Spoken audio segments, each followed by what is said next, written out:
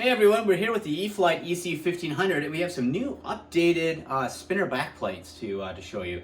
So here we have the factory one that came with my airplane right here, and it's a nice smooth surface on the spinner back plate.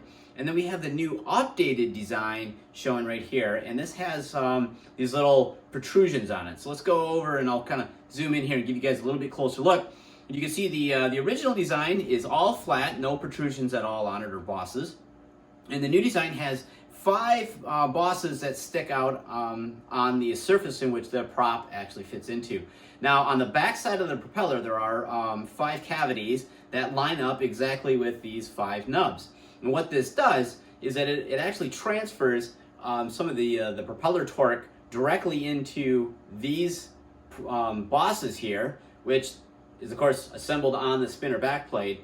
And then on the back side of the spinner, this flat surface here digs into the knurled surface that's on the collet. So it really kind of mechanically links all that together. And of course, when you draw the nut down on here and you put everything into a clamp force, that actually holds the thing together. So you get a real nice solid connection here between the propeller, the spinner, and the prop adapter, and of course the motor shaft. So I really like the new design. Can't wait to get it installed on mine. It only takes a few minutes to do so.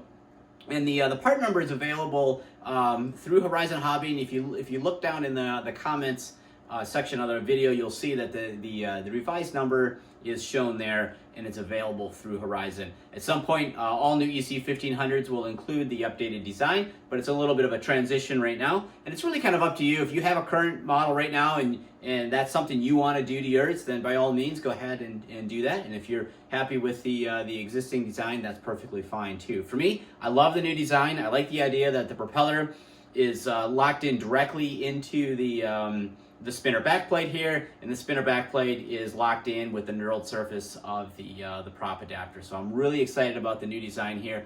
Like I said, it'll take a few minutes to do, and then now my plane will be flying with the most updated parts that are available from Horizon Hobby. And I think this is just a really great way that Horizon's been kind of updating this assembly here as we go along, and it's really easy to go ahead and make these changes to your airplane. So be sure to check out the next video in the series here, in which we are going to actually install the new one, and you'll see that it's actually even easier than the previous one, which really wasn't that difficult at all to install either.